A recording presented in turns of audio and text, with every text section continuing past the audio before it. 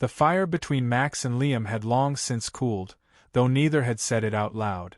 2 years into their relationship, their kisses had grown mechanical, their conversations shallow. Liam was always busy, working late, mentally drained, or just not in the mood. Max had stopped asking for attention. He felt more like a placeholder than a partner. So, when his best friend Josh invited him to his family's remote cabin for a weekend escape, Max said yes without hesitation. He didn't even ask Liam to come. He already knew the answer. Just us. Max had asked Josh over the phone, stuffing clothes into a backpack. Mostly. My dad might be there. His place is being remodeled, so he's camping out at the cabin until it's done. But he'll stay out of our way, promise. Max shrugged it off. What did it matter? He wasn't going there for anyone but himself. The cabin was 4 hours north, buried in woods and silence. It sounded perfect, untouched by noise, unburdened by Liam. By the time Max arrived, the sun had already begun to dip behind the trees, casting the sky in a bruised palette of orange and blue. The log cabin stood like something out of a storybook. Dark wood, wide porch, smoke curling from the chimney. Max breathed deep. It smelled of pine, cold earth, and something comforting. Josh greeted him with a wide grin and a bear hug. Dude, you look like shit. City life got you good. Or maybe it's just my love life, Max muttered. Josh laughed, dragging his bag inside. Well, no talk about sad boy stuff this weekend. Deal. Deal.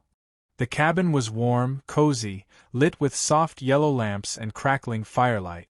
As Max stepped in, a voice from the kitchen reached him. Deep, smooth, and unfamiliar. You must be Max. He turned and nearly forgot how to breathe. Josh's father, Daniel, was nothing like what Max had expected. He was tall, broad-shouldered, with silver flecks in his beard and an ease in his movement that made everything around him seem slower. He wore a dark Henley roll to the elbows, revealing strong forearms marked with veins and faint scars. I've heard a lot about you, Daniel said, extending his hand. Max took it. Firm grip. Warm palm. Their eyes held for a second longer than polite. All good things, I hope. Daniel smirked. Mostly. Josh interrupted, pulling Max away by the sleeve. Come on, I'll show you the room. Don't let my dad charm you. He's a professional. Max laughed, trying to ignore the flutter in his chest. The first night passed quietly. They played cards by the fire, shared stories, drank spiked cider. Daniel mostly stayed in the background, nursing a whiskey and watching from the shadows like he was reading a room he already knew too well. When Max excused himself to bed, he paused on the way to the guest room, drawn by a flicker of conversation. Daniel's voice. He was on the phone in the living room, low and quiet. I'm trying. I just don't know what I'm looking for anymore. A pause. No, not anyone new. Just someone who sees me. Max backed away before he heard more. In bed, he stared at the ceiling, wide awake, wondering why that voice, so calm, so lost, felt like a mirror. The next morning, Max woke early, drawn by the scent of coffee and the hiss of a percolator. Padding into the kitchen barefoot, he found Daniel at the stove, frying bacon with one hand and sipping coffee from a black ceramic mug with the other. Didn't expect to see you up this early, Daniel said without turning. Couldn't sleep. Something on your mind? Max hesitated. Not really. Or maybe too many things. Daniel nodded, flipping the bacon. Sometimes it's the quiet that gets you. Max leaned against the counter, watching him. Everything about Daniel felt composed, grounded, yet there was a shadow behind his eyes, something restless. Can I help with anything? Max asked. Daniel finally looked at him, that same half-smile tugging at the edge of his mouth. Yeah. Don't burn the toast. They shared breakfast like old friends, alone in the stillness. Josh had gone for a morning hike. Left a note saying he'd be back before noon. It left Max with a strange, sharp awareness. He and Daniel were alone. Really alone. As Daniel leaned over to place a pan in the sink, The collar of his shirt slipped slightly, revealing a tattoo on his shoulder. A compass. Max's eyes traced it instinctively. Marine Corps, he asked. Daniel glanced back. Years ago. Before marriage. Before everything. Max didn't ask more. He didn't need to.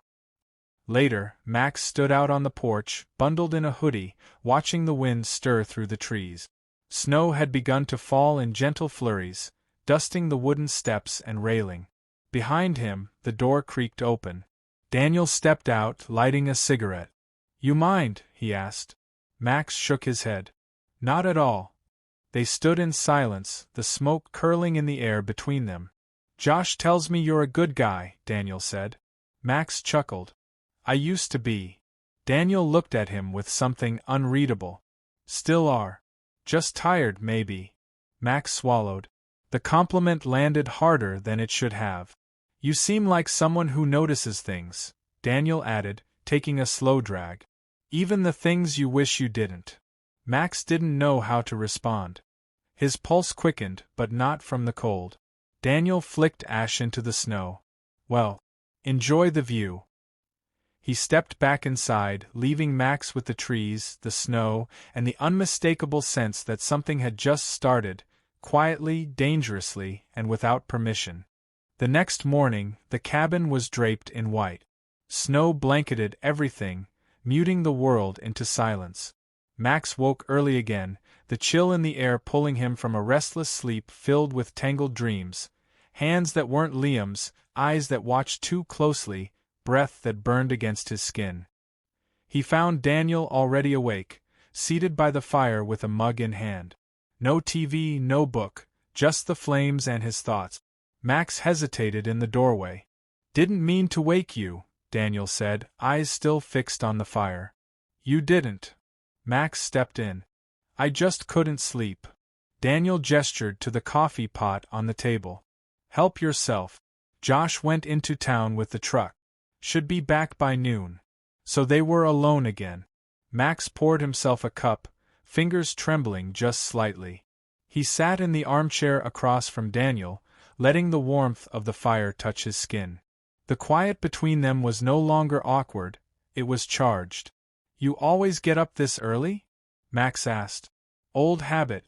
Body doesn't forget structure, even when the life around it falls apart." "Josh said you and his mom divorced recently." Daniel turned, finally meeting Max's eyes. 6 months ago. She left. Or maybe she just stopped waiting for me to come back to her." "I'm sorry." Daniel nodded, then studied him. "What about you? That boyfriend of yours?" "Liam." Max laughed softly, bitter. "He forgets I exist unless I remind him. I think I've become background noise." Daniel's gaze lingered. "You deserve more than that." The words landed like heat against Max's chest. Too sincere. Too close. He took a slow sip, trying to ignore the blush rising in his face. "I don't think I even know what I deserve anymore," Max said, voice softer than intended. Daniel leaned forward, resting his elbows on his knees. "Then maybe it's time someone reminded you." The tension thickened, but before anything else could be said, Daniel stood. "Come on. You need fresh air." The snow had stopped falling, leaving the woods glistening like a painting. Daniel led Max toward a narrow trail behind the cabin, boots crunching through snow and ice. The walk was quiet. Trees arched above them like frozen sentinels. Max followed closely, occasionally glancing at the line of Daniel's back, his strength, his stillness. As they reached a clearing, Daniel pointed to a frozen creek. "This used to be where Josh and I skated when he was little. Before things got complicated." Max looked at him. "Before the divorce?" Daniel shook his head. "Before I forgot how to be present." There was something raw in his voice. A man unraveling slowly but deliberately, not in crisis but in confession. They sat on a fallen log. The cold seeped through their jeans, but neither moved. "I think," Max said carefully, "I'm realizing I've spent so long holding on to something out of habit. Not love." Daniel didn't respond right away. Instead, He reached into his coat pocket and pulled out a small silver flask. He offered it to Max. Max took a cautious sip, whiskey. Strong, smooth, burning down his throat. "You're not the only one," Daniel finally said. "Some days I wonder if I ever really knew who I was with. Or if I just played the part long enough to make it believable." Max turned to him, their faces inches apart. "And now," Daniel's voice dropped, "now I just try not to want what I shouldn't." The silence that followed wasn't innocent. It throbbed with unsaid things. Daniel looked at him again, longer this time. "You should head back before your teeth start chattering." They walked back quietly, but the distance between them had shrunk. Something had shifted, irreversible and undeniable. That evening, with Josh still out buying groceries and cell-service spotty, Max curled up by the fire again, blanket over his lap, sipping more of that same whiskey. Daniel was across from him, book in hand, but his eyes weren't on the pages. They hadn't spoken since the woods. But the tension had fermented into something sharper. Max shifted, pulling the blanket tighter. Daniel closed his book. "You looked cold out there today," he said. "Didn't dress for snow?" "I didn't know I'd be feeling anything." Daniel tilted his head. "You mean cold?" Max's eyes held his. "No." The room stilled. Daniel set the book down, slowly. "This is dangerous." Max stood, taking a single step closer. "Only if we lie about it." Another step. "Close now." Daniel didn't move. "Max!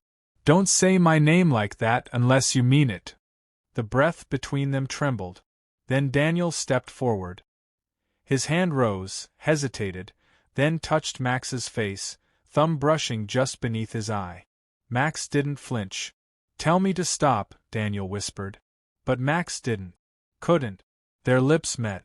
It wasn't fireworks or music. It was quiet. Slow. Deep. The kind of kiss that tasted like release. Like things buried too long finally seeing light. When they broke apart, Max's chest heaved. Daniel stepped back, running a hand through his hair like he'd just made a mistake that felt too good to regret. "We can't," Daniel said. "Josh. Your boyfriend." Max shook his head. "Liam doesn't care. Not anymore. And Josh. He doesn't know what this is." Daniel didn't argue. He simply walked away, into the hallway, into the dark, leaving Max alone with the fire still burning and his pulse racing. He sat back down, touching his lips. Outside, snow began to fall again, softer this time. But inside, everything had changed. The cabin felt smaller the next morning. Walls closer. Air heavier. Max stood at the sink, rinsing out a coffee mug, but his hands wouldn't stop shaking. He hadn't slept. Not after what happened. He kissed Josh's father. And Daniel kissed him back. Now, Daniel was nowhere to be seen. Max had replayed the kiss in his mind 100 times, how warm Daniel's lips were, how sure his hands felt. It wasn't just heat. It was want. Need. But now, only silence. Josh burst through the door with bags of food and energy like nothing had changed. "Supplies, gentlemen. I got chips, bacon, and that weird cereal you like, Max." Max turned, forcing a grin. "Lifesaver." Josh dropped the bags onto the kitchen island. "Dad around?" "No idea," Max lied too quickly. Josh narrowed his eyes. "You two weirded me out yesterday. You weren't talking." "He's not being his usual overbearing self." "Everything okay?" Max shrugged. "He probably just needed space."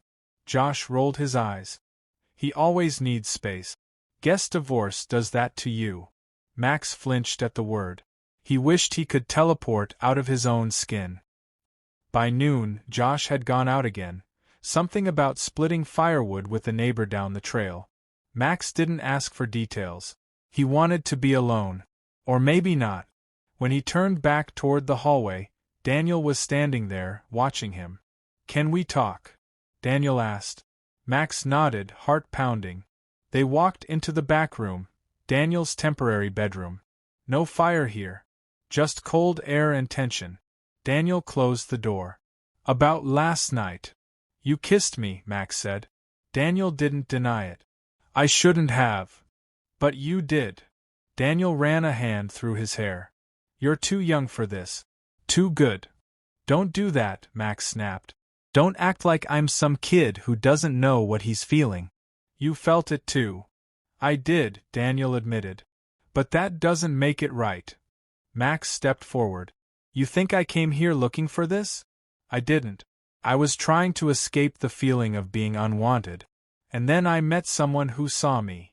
Daniel looked like he wanted to argue, but he didn't. His eyes softened, the lines in his face deeper now. I haven't felt alive in years, he said, voice low. You made me forget everything else. Even the rules. Max reached out. Then forget them again. Daniel didn't move. His breath was shaky. His jaw tense. Then, like a dam finally giving way, he grabbed Max's face and kissed him again. But this kiss wasn't soft. It was desperate, starved. Max kissed back with equal hunger, their bodies crashing into the bedpost like gravity had taken over. Clothes were undone by instinct, not thought, shirts pulled, pants half open, skin burning under fingertip. Daniel pressed his forehead to Max's as they paused, breathless. Tell me to stop. Max shook his head. Please don't. And then there was no space left between them.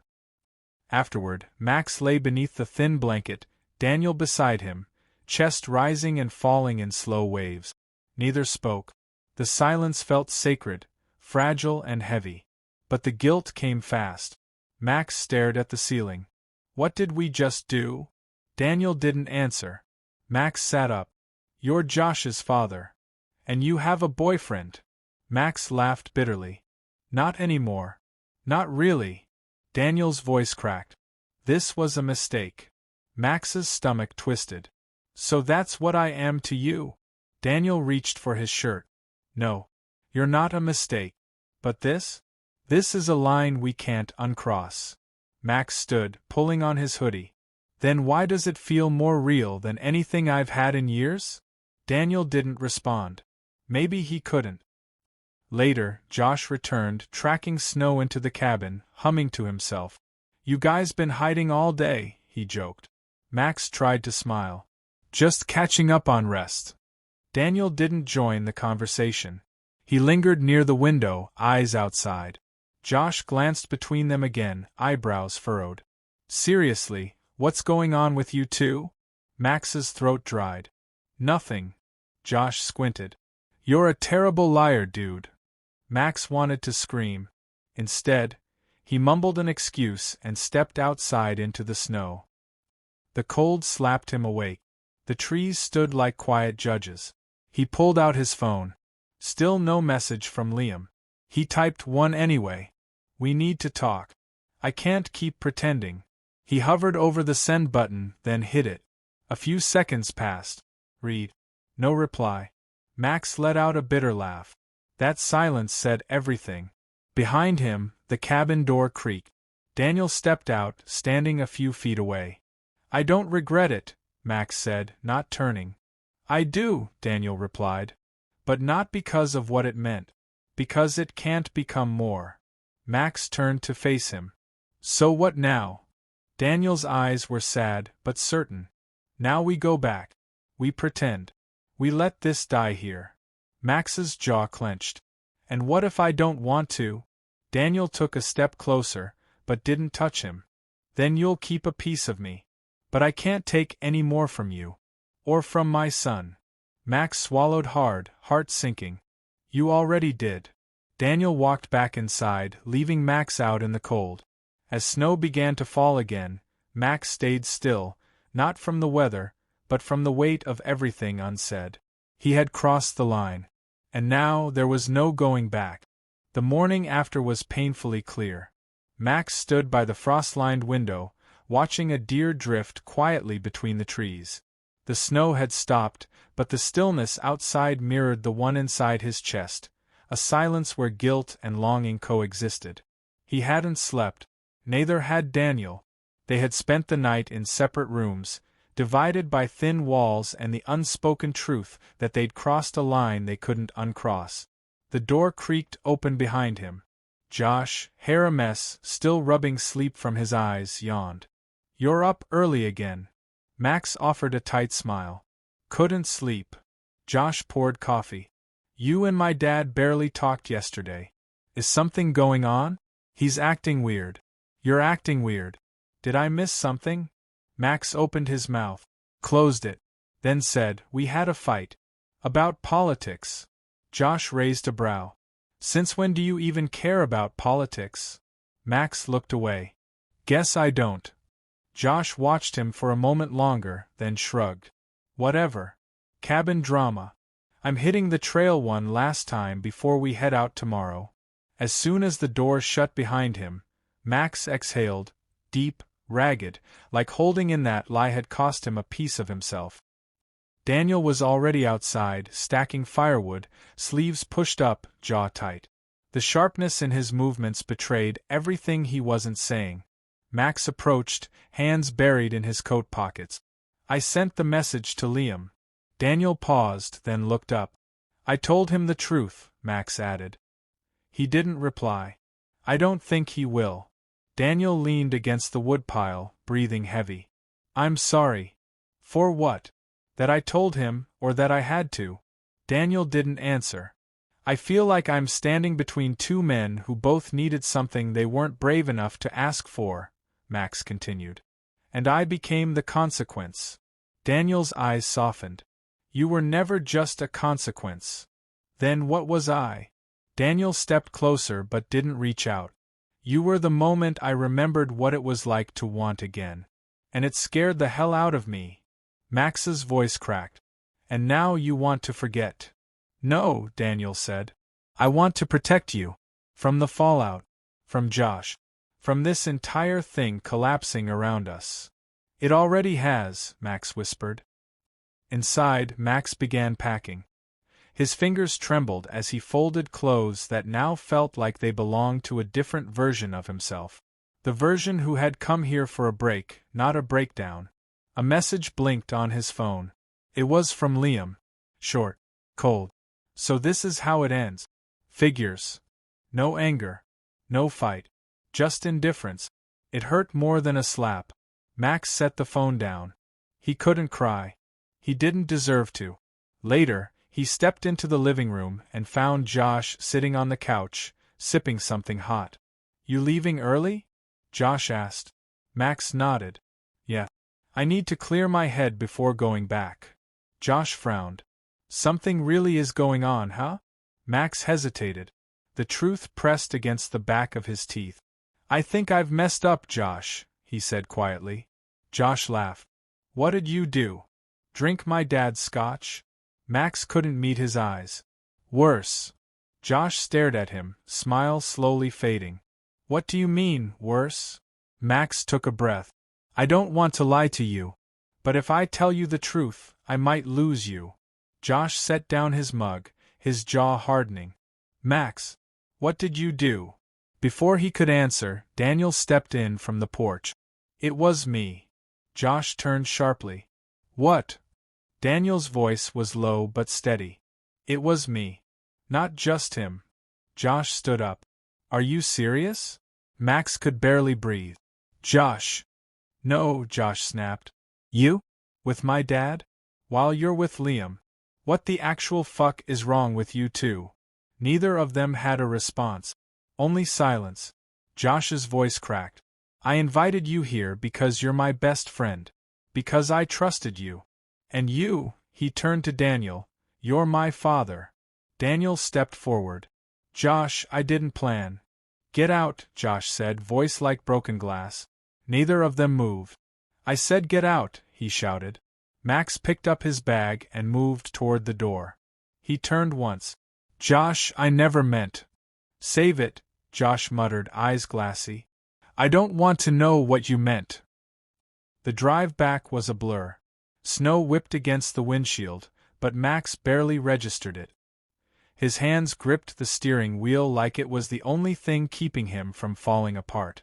He had burned 2 bridges, one with the man he loved, another with the friend he once called family. And yet, somewhere beneath the guilt, something else flickered. Something Daniel had said kept echoing. You were the moment I remembered what it was like to want again. It wasn't justification. It wasn't redemption. But it was real. And for now, that was all Max had. He pulled over at a rest stop, turned off the engine, and closed his eyes. Snow fell gently onto the hood of the car. In the quiet, he whispered, not to anyone in particular, I didn't come here looking for love. I came to escape it. But love found me anyway, in the one place I was never supposed to look.